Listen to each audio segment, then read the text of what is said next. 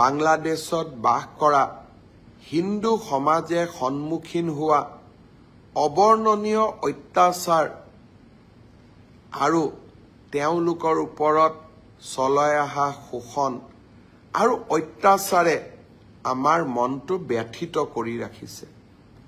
কি ধৰণে এখন ইছলামিক ৰাষ্ট্ৰত সংখ্যালঘিষ্ঠ হিন্দু সমাজৰ ওপৰত নিৰ্মম অত্যাচাৰ চলোৱা হৈছে হি আমাৰ বাবে চিন্তাৰ বিষয়।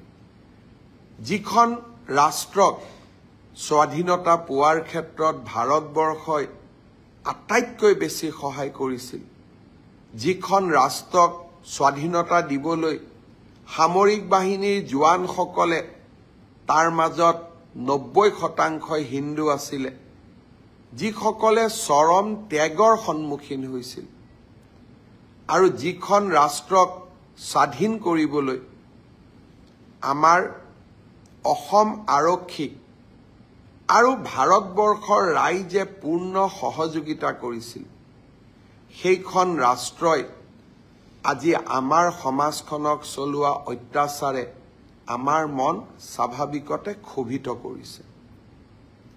মই আশা কৰোঁ প্ৰধানমন্ত্ৰী নৰেন্দ্ৰ মোদী ডাঙৰীয়াৰ সুদক্ষ নেতৃত্বত আমি বাংলাদেশৰ হিন্দু সমাজক সুৰক্ষিত কৰিব পাৰিম। আপুনি বিচৰা বাতৰি পাব কেৱল নিউজ 18 এপত। নিউজ 18 এপ ডাউনলোড কৰিবলৈ স্কেন কৰক এই QR কোড। গুগল প্লে ষ্টৰতো পাব এই নিউজ 18 এপ।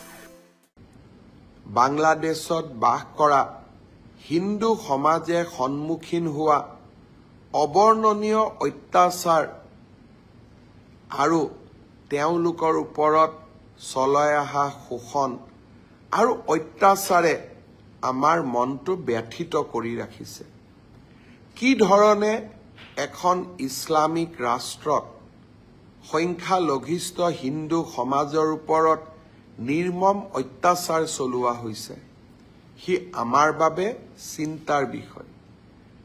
যিখন ৰাষ্ট্ৰক স্বাধীনতা পোৱাৰ ক্ষেত্ৰত ভাৰতবৰ্ষই আটাইতকৈ বেছি সহায় কৰিছিল, যিখন ৰাষ্ট্ৰক স্বাধীনতা দিবলৈ সামৰিক বাহিনীৰ জোৱানসকলে তাৰ মাজত 90% হিন্দু আছিলে, যিসকলে চৰম ত্যাগৰ সন্মুখীন হৈছিল, আৰু যিখন ৰাষ্ট্ৰক স্বাধীন কৰিবলৈ আমাৰ অসম আৰক্ষীক আৰু ভাৰতবৰ্ষৰ ৰাইজে পূৰ্ণ সহযোগিতা কৰিছিল, সেইখন ৰাষ্ট্ৰই আজি আমাৰ সমাজখনক চলোৱা অত্যাচাৰে আমাৰ মন স্বাভাৱিকতে ক্ষোভিত কৰিছে। মই আশা কৰোঁ প্ৰধানমন্ত্ৰী নৰেন্দ্ৰ মোদী ডাঙৰীয়াৰ সুদক্ষ নেতৃত্বত আমি বাংলাদেশৰ হিন্দু সমাজক সুৰক্ষিত কৰিব পাৰিম।